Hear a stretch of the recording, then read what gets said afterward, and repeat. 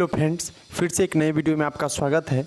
हम लोग आज बात करेंगे कि जो टीचर बहाली हो रहा है, ठीक है, बीपीएससी के जरिए जो शिक्षक बहाली हो रहा है उसका लेटेस्ट अपडेट को जानेंगे, ठीक है। और इसमें क्या है कि जो आपको शिक्षक बहाली जो हो रहा है उसमें ना बीपीएससी कुछ कर रहा है और न ही शिक्षा विभाग की तरफ से ही कुछ बताया जा रहा है। जैसे 4 लाख बीएड अभ्यर्थी पर स्थिति जो है स्पष्ट नहीं है। राज्य में पिछले दिनों हुए शिक्षक नियुक्ति परीक्षा में भाग लेने के बाद भी 4 लाख बीएड अभ्यर्थियों के संबंध में इस शिक्षा विभाग या बीपीएससी ने अब तक इस स्थिति स्पष्ट नहीं की है। मतलब ये है कि आप जो बीएड वाले हैं और डीएलएड वाले, तो 1 to 5 जो है उसमें डीएलएड वाले पढ़ाएंगे या फिर बीएड वाले पढ़ाएंगे, इसका स्थिति अभी तक स्पष्ट नहीं हुआ है। छात्र संशय में है कि उनका क्या होगा। परीक्षा के पहले भी यही स्थिति थी और अभी भी यही स्थिति है। फिलहाल ये रिजल्ट का इंतज़ार कर रहे हैं, लेकिन साथ में यह भी नहीं समझ पा रहे हैं कि जब सुप्रीम कोर्ट ने बीएड अभ्यर्थियों को कक्षा 1 से 5 तक के शिक्षक के लिए योग्य नहीं माना है, तो रिजल्ट आता है भी है तो उसका क्या मतलब है। परीक्षा में जो पास होंगे उनके लिए आगे की वैकेंसी में कोई छूट होगी या फिर परीक्षा देने का कोई लाभ नहीं मिलेगा। इधर वैसे अभ्यर्थी जो बीएड और डीएलएड है उनके डीएलएड के डॉक्यूमेंट्स को अपलोड कराया जा रहा है। सोमवार तक अंतिम तिथि थी। बीएड अभ्यर्थियों ने बताया कि उनके संबंध में कुछ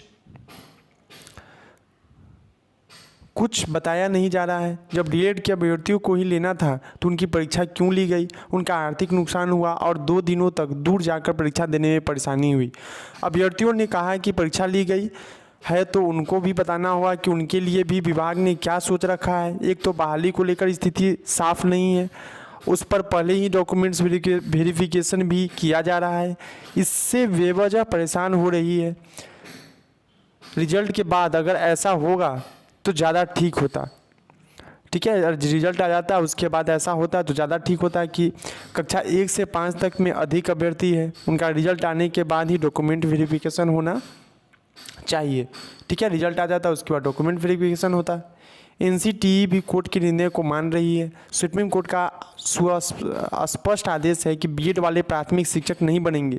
चूँकि एनसीटीई ने अपनी वेबसाइट पर कोर्ट की जजमेंट को अपलोड किया है, मतलब साफ है कि एनसीटीई उक्त निर्णय को मान रही है। इसीलिए इतना तो तय है कि बीएड उत्तीर्ण अभ्यर्थियों की 1 से 5 तक के लिए शिक्षक में नियुक्तियां नहीं होगी। ये हो सकता है कि सीटेट पास बीएड अभ्यर्थियों को मध्य शिक्षक नियुक्ति में कुछ लाभ देने की योजना हो। हालांकि अभी यह कहा नहीं जा सकता है जब तक कि शिक्षा विभाग स्पष्ट रूप से कुछ जारी नहीं करता।